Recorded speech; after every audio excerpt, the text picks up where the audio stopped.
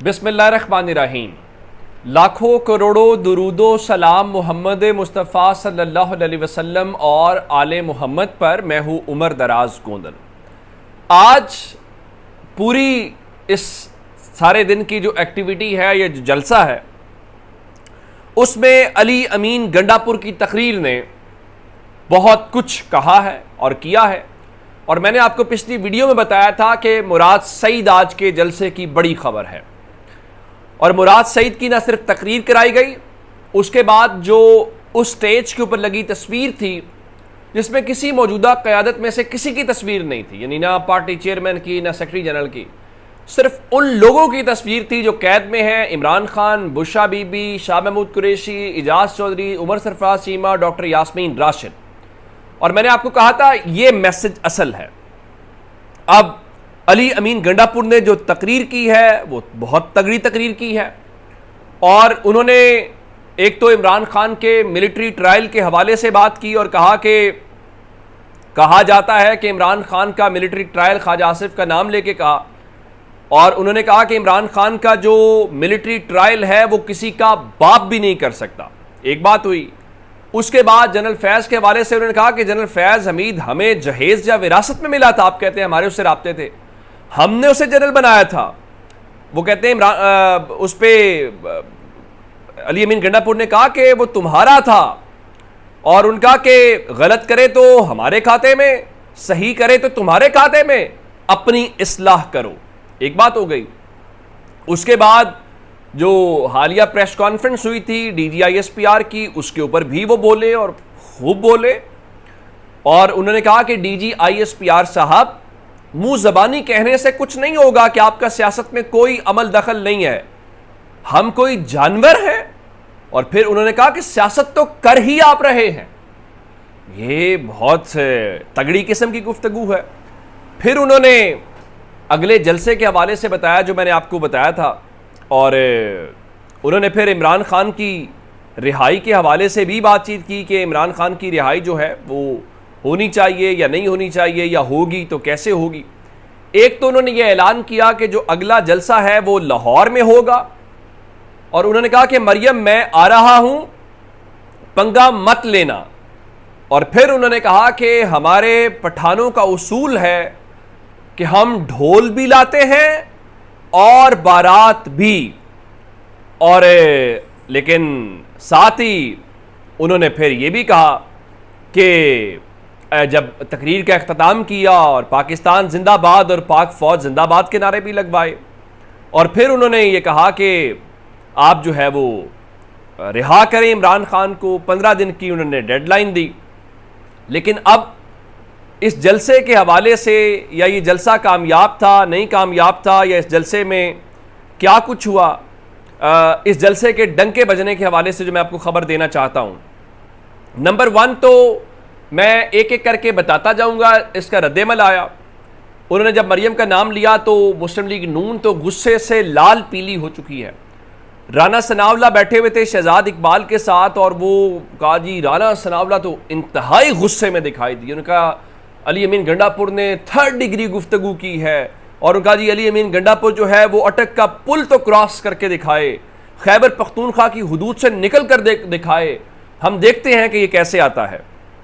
उसके बाद हालांकि उन्होंने कह दिया था आज अली अमीन गंडापुर ने कि NOC मिले या ना मिले, अगला जलसा लाहौर में होगा और मीनारे पाकिस्तान के ऊपर करेंगे। उसके बाद जनाब ख्वाजा मोहम्मद आसिफ ने ट्वीट किया और कहा कि बांग्लादेश का हवाला देना और पश्तूनों का लश्कर लेकर पंजाब पर हमला हावर होने की धमकी, इस शख्स से अपने हल्के में अमन कायम नहीं हो सकता। अगर इतने लश्कर हैं इसके पास तो दहशतगर्दी कंट्रोल कर ले, या फिर माने कि ये दहशत गर्दों के हलीफ हैं। अपने अल्फाज पे कायम रहना, 15 दिन में अपने लीडर को रिहा कराना। तकरीर में यह भी बताना था कि पहली दफ़ा शहबाज शरीफ को मिलने किसकी हिदायत पे आए थे, जलसे में रंगबाजी करते हो। फिर ख्वाजा आसिफ दुनिया न्यूज़ के प्रोग्राम में थे तो उनसे पूछा गया कि क्या पाकिस्तान तहरीक इंसाफ को लाहौर में जलसे की इजाज़त आप लोग देंगे या मिलेगी। तो उनका मैं कुछ कह नहीं सकता, ये कोशिश करके देख लें, वहाँ जलसे में बंदे इकट्ठे होते हैं। तो ख्वाजा आसिफ ने कहा आज के जलसे में तो बंदे इकट्ठे नहीं हुए। हालांकि जो लोग जलसे से फ्री हुए ना वो अभी तक ट्रैफिक में फंसे हुए हैं। जलसे का ख़त्म होने का टाइम देख लें और अभी सूरत हाल देख लें। और रही बात कि तहरीक इंसाफ को जलसे की इजाज़त मिलनी है या नहीं मिलनी, ये मेरा ख्याल है कि इनके बस की बात नहीं है, या इन्होंने क्या इजाज़त देनी है। फिर उधर वो मौसूफ आए फैसल बावडा, वो भी गैर सरकारी तर्जुमान है। ये जलसे के बाद, तकरीर के बाद का रद्दमल है। तो उनका देखिए, इमरान खान के लिए ख़तरा बढ़ गया है, जिसके ज़िम्मेदार अली अमीन गंडापुर होंगे। इमरान खान की ज़िंदगी की जिम्मेदारी अली अमीन के ऊपर आ जाएगी, और अब अली अमीन ज़्यादा देर के लिए वज़ीर आला नहीं रहेंगे। कोई बात नहीं है, इससे क्या फ़र्क पड़ता है। और आप कहते रहें कि वो लंबी मुद्दत के लिए वज़ीर आला नहीं रहेंगे। वो वज़ीर आला बने, उनको बनने नहीं दिया जा रहा था, रोका जा रहा था, वो बन गए। फिर एट द एंड क्या हुआ, और इस सिलसिले में कि लोग कितने थे या सब कुछ, वो तो खैर हुआ ही हुआ। और इसमें आज लोग जो ग्राउंड के ऊपर थे वो कह रहे थे कि देखिए, नवाज शरीफ जो है उनमें नाम लेने की हिम्मत नहीं हो रही थी, और वो यही कहते रहे कि मुझे क्यों निकाला, हर जलसे में खलाई मखलूक कहते रहे। इमरान खान ने तो पहले भी जनरल बाजवा का नाम लिया कि उसने सारी साजिश की, और इमरान खान के वर्कर्स ने मारे खाई, जेलें काटी, सब कुछ बर्बाद कर लिया, और वो अपने आज भी उसी स्टांस के ऊपर खड़े थे। और उन्होंने जनरल फैज़ के ऊपर भी बात की, मिलिट्री ट्रायल के ऊपर भी बात की, और फिर सियासत के करने के हवाले से भी गुफ्तगू की। जिसके बाद एक तो पीटीवी से ऐलान कराया गया। पीटीवी को पता नहीं और कुछ नजर आता है या नहीं आता, वो कौम के खजाने से तहरीक इंसाफ के ऊपर जरूर नजर रखे हुए हैं। तो उन्होंने कहा जी, सोशल मीडिया पर जलसे की कामयाबी के बारे में प्रोपेगेंडा नाकाम, और पाकिस्तान का सरकारी टीवी चैनल ये बता रहा है कि इस्लामाबाद में तहरीक इंसाफ का जलसा नाकाम हो गया। ये ब्रेकिंग न्यूज़ चलवाई गई है, लेकिन असल खबर क्या है। एक पंजाब की वज़ीर इत्तलात का भी आया, मैं वो भी पढ़ के देता हूँ, फिर मैं ताकतवरों वाला जो रद्दमल है वो आपके सामने रखता हूँ। अज़मा बुखारी ने लिखा जी, बदमाश आला की गुफ्तगू और फसाद ग्रुप की तकरीरों के बाद अब भी लोग इनको अगर सियासी जमात कहकर बचाने की कोशिश करें तो वो भी सहूलतकार ही कहलाएंगे। खोखली धमकियां और गंदी जबान इनका ट्रेडमार्क है, लेकिन बार्किंग डॉग सेल्डम बाइट, ये उनका रद्दमल है। लेकिन असल तर्जुमानी इन बेचारों ने क्या करनी थी, असल तर्जुमानी आज हुई। और वो कहते हैं ना कि ताकतवर खुद आके खुल के बोले कि इस तकरीर के बाद, क्योंकि कहा यह जा रहा था जी, अली अमीन गंडापुर जो हैं उनकी लाइन पे हैं। वो तो जिस तरह फयाज चौहान जैसे लोग, एक तो फयाज चौहान को कोट करना भी कोई मुनासिब बात नहीं है कि जी वो तो इस्टेब्लिशमेंट की मर्जी से आए, वो तो इस्टेब्लिशमेंट के मफादात के तहफ़्फ़ुज़ के लिए आए। लेकिन आज मुनीफ फारूक जैसे गैर सरकारी तर्जुमान टीवी के ऊपर बैठ के कह रहे हैं कि मुराद सईद के वीडियो पैगाम और अली अमीन गंडापुर की बातों पर इस्टेब्लिशमेंट का जवाब है कि जो कुछ होना है, अगर वो देर से होना है तो अब जल्दी होगा। यानी मुनीफ फारूक इस्टेब्लिशमेंट का रद्दमल दे रहे हैं। एक तो हालांकि इस्टेब्लिशमेंट के पास बहुत सारे अपने सरकारी तौर पे होते हैं, अगर उन्हें देना तो वहाँ से स्टेटमेंट जारी कर सकते हैं, लेकिन चूंकि ये गैर सरकारी तर्जुमान है, पता नहीं बेचारों को इस नौकरी की तनख्वाह मिलती है या नहीं मिलती, मुझे इस बात का इल्म नहीं है।